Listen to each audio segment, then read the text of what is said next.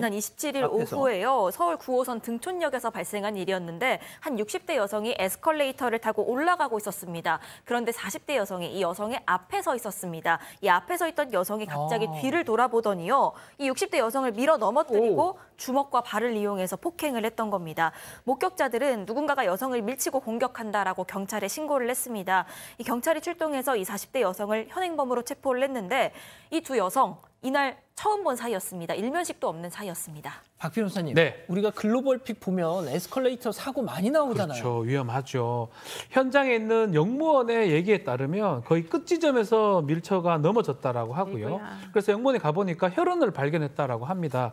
그렇지만 뭐 목보대 정도 처치를 받고 응급실로 이송이 됐는데 머리 뒷부분이 좀 찢어졌고 봉합수술을 받았다고 해요.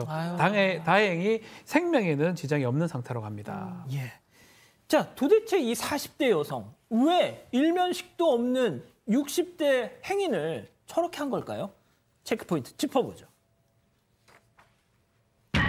교도소라도 보내주세요가 무슨 얘기인가요? 사실 정말 말이 앞뒤가 안 맞는 이야기인데요. 이 여성은 경찰 조사에서 방금 나왔던 이야기대로 나 교도소 가고 싶어요 라는 이야기를 했답니다.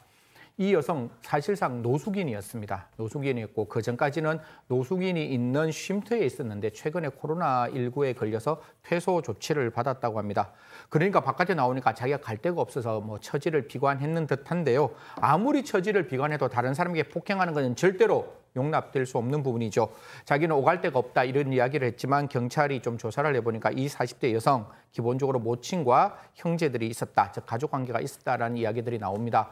왜 가족관계와 이렇게 단절되었는지는 알 수가 없지만 지금 가족과 단절되어서 이렇게 노숙 생활을 하고 있고 당연히 이런 어떤 무차별 폭행을 했는 거죠. 법원에서 구속영장을 청구했고 법원에서는 도망할 우려가 있다라고 해서 구속영장 발부했습니다. 교수님, 뭐랄까요? 요즘 분위기를 보면은 영화에서 막 모든 악귀를 담아둔 그 상자의 봉인이 막 풀려 나온 느낌?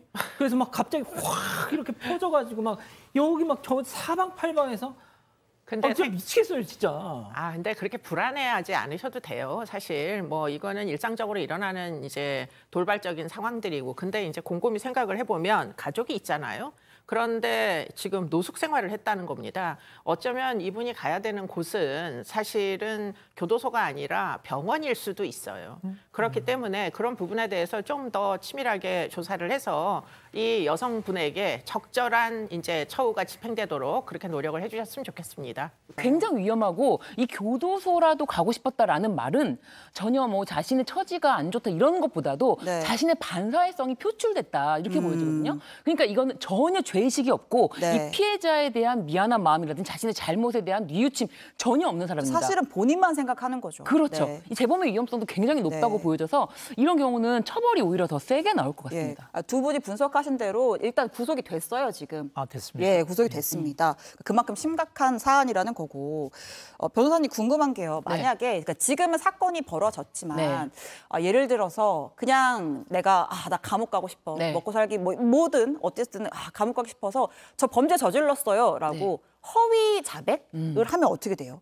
이게 무고죄라는 게 있어요. 예. 근데 이 무고죄 없는 범위에 걸 지어내는 게 무고죄죠. 그렇죠. 허위 사실을 지어내서 네. 누군가를 교도소에 보내겠다, 네. 징계를 받게 하겠다, 처벌을 받게 하겠다라는 것이 무고죄예요. 네. 허위 사실을 지어내야 되고요. 네. 그 다음에 그 대상입니다. 그게 나에 대한 것은 안 되고 타인에 대해서, 타인을 무고하는 경우, 타인에 대해서 이 사람을 형사처벌할 목적으로 거짓말로 수사기관이라든지 공보소에 신고하는 경우에 무고죄가 성립이 되는데요. 예. 본인에 대해서, 나에 대해서 저는 잘못을 했습니다. 저는 범죄를 저질렀습니다라고 허위 자백을 한다고 해도 네. 이게 아예 무고죄 대상이 되지 해당하진 않는데 않아요. 만약에 내가 아니라 내가 누군가를 시켜서 네. 그렇게 나를 좀 무고해줘. 나를 좀 이렇게 허위 사실이지만 이렇게 해서 나 경찰서에 나 좀 무고해줘. 경찰서에 신고를 해줘. 네. 그럼 내가 교도소에 갈 수 있잖아. 네. 라고 타인을 사주하는 거예요. 네. 그렇게 할 경우에는 타인에 대해서 범죄를 저지르게 한 거예요. 그렇죠. 이 사람은 범죄가 되잖아요. 네. 그렇기 때문에 이 본인도 시켰기 때문에 교사 또는 방조죄가 성립될 수 있습니다.